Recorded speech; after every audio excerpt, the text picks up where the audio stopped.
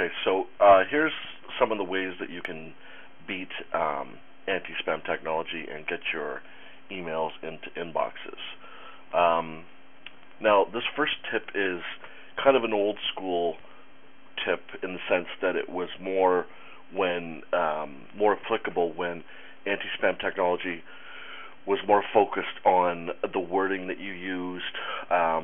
This was before, I guess, the rise of double opt-in, permission-based email, where all commercial email was seen as spam. So this isn't as applicable as it used to be, but it is still more applicable somewhat in business environments where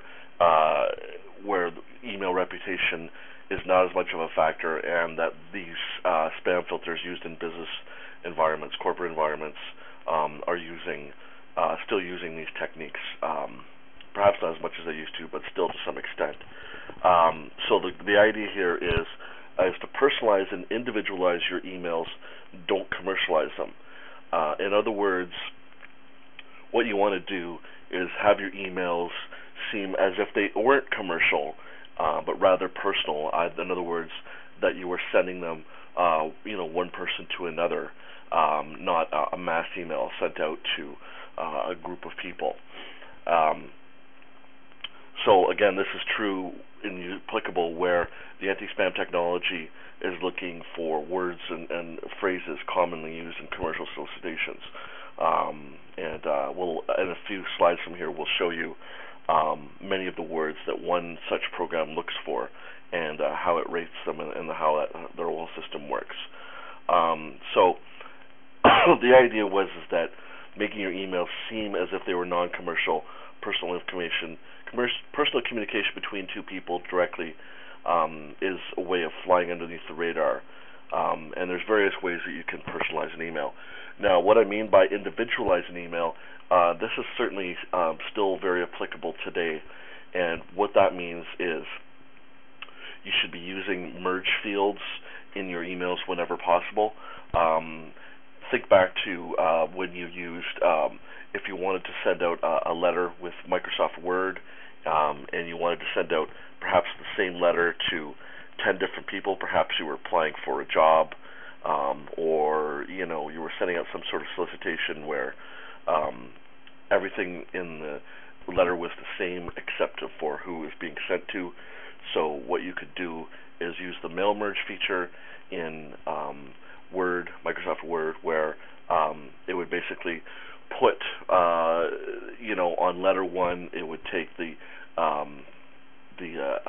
name and address of person number one that was in your data spreadsheet and put that there, and person number two, it would put on the second letter, and so on, so that each letter was individualized and unique because of that one field at the top, which was the name and address of the person being sent to. So this can also be done with commercial email, especially if you have if you've purchased a database, or if you have an opt-in list where you have collected multiple pieces of data for each client. One way that spam programs are typically looking at and judging an email as spam is if the mail server is receiving the exact same message again and again and again to multiple users with absolutely no difference between any of those messages. That's seen as a spam thing. Whereas if each email is individualized in some way, for instance, if you put the person's name in, where if you have the person's first and last name, and you put in the email hi field one, and field one is that first and last name, then each email is going to be unique for that particular because of that particular field. There's a number of things that you can add to individualize an email. You can add any of the merge fields that we talked about. Also, at least with the program that we use, which is called Gamadine Mailer, there's certain things that you can insert into your emails that are We'll individualize them. For instance, you can have the current date and time that the email is being sent inserted into the email. Right, and it's recommended that you put this right at the top. That way, the receiving mail server will quickly see that these emails are all different, at least from what the first few lines. So the more different that you can make each of your emails sent to a given provider seem, whether using mail merge fields or these things that can insert date and time. You can also insert random words, which we don't recommend. You can also insert random numbers, but as long as you at least put in the date and time, that's at least one thing that can show that each email is different, because when each email will be sent out, it'll have at least a different time down to the second, perhaps even split second in each email. So you're more likely to get your emails past the spam blockers if that's happening. Knowing your enemy. So what this means is you need to ask and take a look at your list and ask, what anti-spam technology am I facing when I'm trying to email the specific emails that are in my database?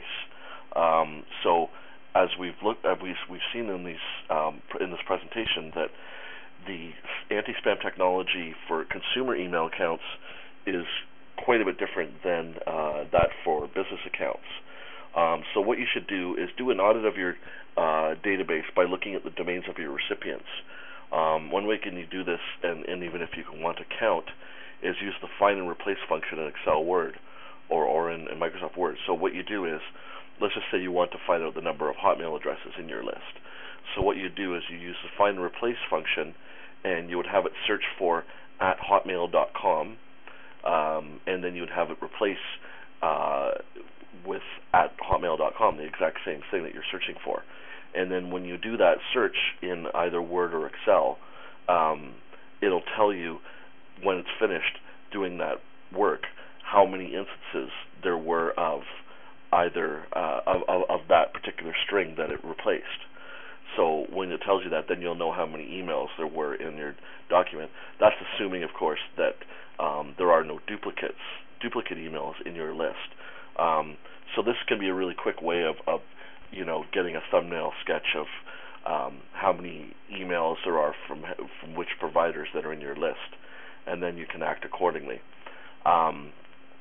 There really is no single solution for reaching the inbox for your whole database, simply because there are so many different types of anti-spam programs out there, and what one uses as far as criteria can be completely different than what another program is. So getting into the inbox 100% of the time is a dream. Perhaps might be realized someday, but not currently. So anyone that guarantees you 100% inbox deliverability is basically lying, and you should avoid them at all costs. It's the same idea with similar idea, I guess the same, you might say, with companies that talk about uptime, guaranteed uptime. If they're hosting your website, they'll guarantee 99 point whatever or 98% uptime, that sort of thing. And the closer it is to 100%, the more you will pay. If we're talking about 99.49s, that often means less than a half-hour downtime per year. Some companies that are dependent on mission-critical stuff has to be up online if they're doing e-commerce. They want that, but you'd be very hard-pressed to find any company that will be able to guarantee you 100% uptime. It just doesn't happen. Too many things can go wrong, and they would have to pay too much money to people if they weren't able to follow through on that. So what you need to do is you must take a look do an inventory of what emails are in your database, how many and what providers, and then act accordingly, according to the instructions we've seen here. If you determine that, say if it's a B2B list, generally speaking, what you want to do to get through there is, email reputation isn't nearly as important as the words that you're using in the email, things like that. Um, the simple thing is that way of looking at it is that the larger the email provider, the more sensitive they are to spam because the more volume they have coming and going, and so the larger the providers, such as Hotmail, Gmail, Yahoo, those are the biggest ones in the world. They are the most sensitive to spam and the most discerning. Whereas if you're talking about just a small office, they might only have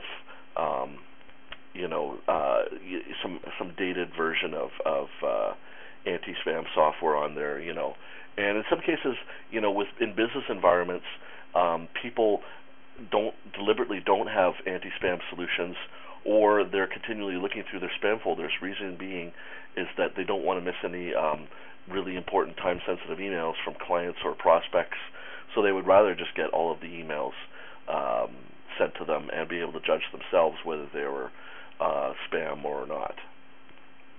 So in other words, know your enemy. You must create your emails with the anti-spam technology you face in mind, and that will optimize your inbox deliverability.